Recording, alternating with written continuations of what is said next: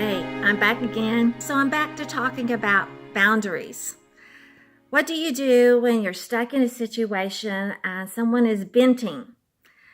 They don't want to make you feel bad. They're more concerned with getting all their bad out of them. But what it's doing is it's starting to seep into your well-being. You can get up and leave, but that doesn't seem very polite. You can hum a tune, like what they do in the cartoons, and pretend you're not listening. Again, very rude.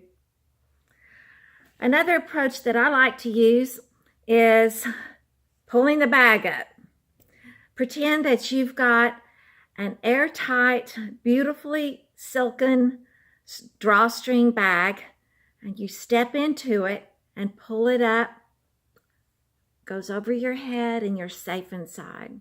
You're right there. You're still nodding and agreeing with them, but what they're shooting out is not penetrating your bag. You're safe inside, doing your own thing, and you are there physically, but emotionally, you're not letting all their garbage come into your bag.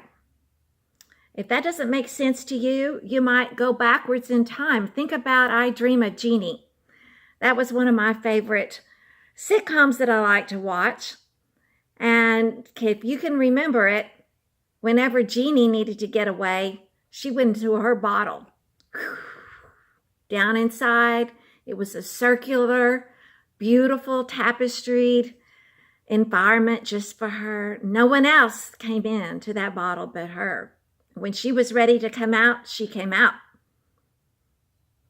No one else could get her to come out but her. So maybe you need to create one of these bottles for yourself. It's called your happy place, maybe. It's somewhere that you go to bring that level of stress down.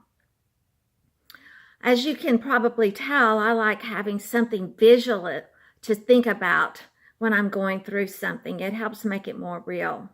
Because setting a boundary doesn't just happen once. You can pretend or make do that that person is over there and you are over here. But things can catch you off guard. You might just be in the best of moods, having a great day.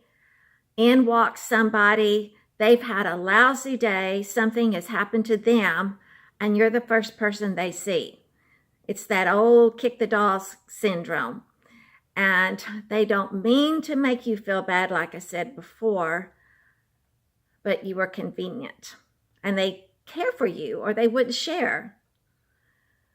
They need to vent in order for them to feel better.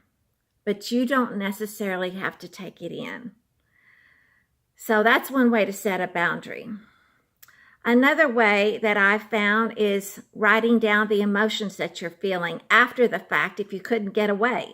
Or if it's still inside and you need some way to vent, but you don't want to play kick the dog with someone else.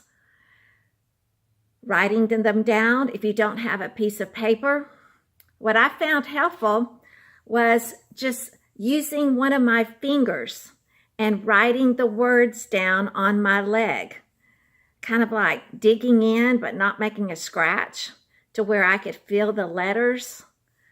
And I would write down what I felt. And there was nothing, no paper to throw away, not a paper trail. In fact, it evaporated. It was never there. But it helps me cleanse, I guess you could say, and acknowledge the feeling and realize that only I can take care of my feelings. I can't expect someone else to. I can't expect someone else to completely understand what I'm going through. But nevertheless, what I'm going through is very real to me, and I need to deal with it. If I don't, it's just going to compact and get bigger and bigger and bigger. So that's my advice to you on boundaries. I hope that was helpful, and it's still a work in process for me. And I'd love to hear how you settle your issues with boundaries.